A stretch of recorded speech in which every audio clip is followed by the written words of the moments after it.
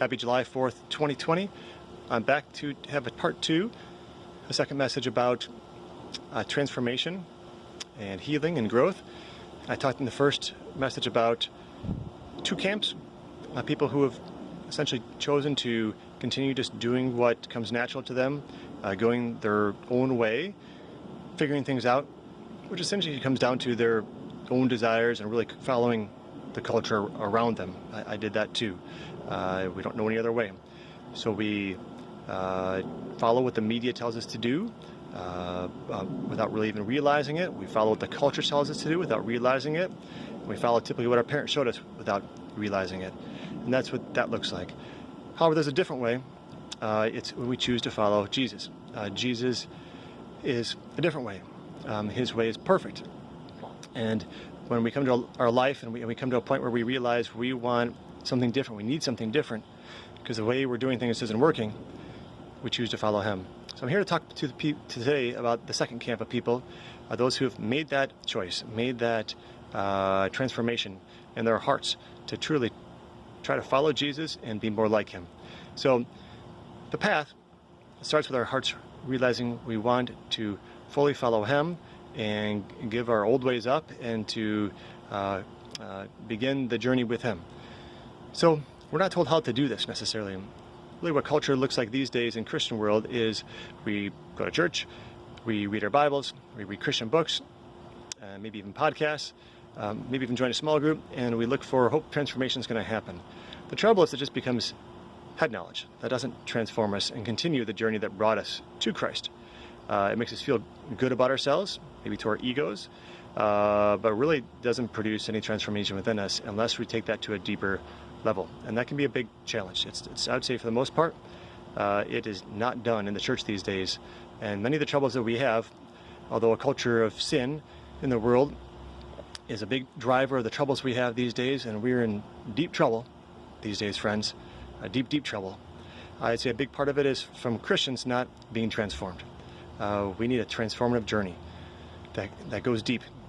We need to be transforming and leading society like we have throughout many other periods of history. So I'm here to talk today about the journey of how do we transform? How does that happen? What is it and why does it matter? So what it is beyond surface knowledge. It's going deeper. It's a reflection process of looking at ourselves and looking at the woundedness we carry around with us. It is the looking at the angers we carry around with us, the fears that we have. It's about reflecting and becoming really aware of ourselves so we can continue to bring those things to Jesus to heal. Usually is best done in a community of people who can help us to, with full grace and full truth, to help us see those things and show us how to do that.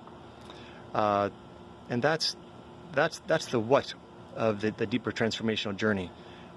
Looking at those deeper areas, watching how our tone is with people, how's our body language, how do we speak to people, what's in our heart, how do we react when people come to us.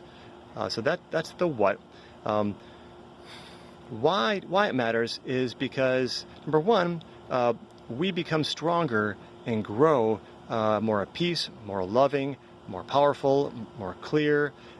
We become better leaders. We become better followers. We become more Christ-like, and people want to be around us more the more we transform. So the fact that hasn't been, in my judgment, hasn't been happening nearly at all in the Christian church is a real problem. And people pick up on it. So why does it matter? Another reason why it matters is people know it. If people come and look at us and they talk to us, they can tell by looking in our eyes and just from a gut impression within 5 seconds, what kind of person are we? Are we safe? Are we courageous? Are we wise? They can pick up on that without anything. Intuitively, we just know it. When we can tell that someone's just a shady person, we pick up on it. When there's a bad neighborhood, well, we sense there's bad people in the neighborhood. So people make those judgments whether they are aware of it or not. And that's why it matters. We want to be able to bring Jesus to our people too, as well as transform ourselves, bring love, bring truth to people. But if we haven't done our work, so to speak, if we haven't gone there in the journey before them, people aren't going to want to follow us or this person called Jesus, who ultimately we're trying to point them to. So that is the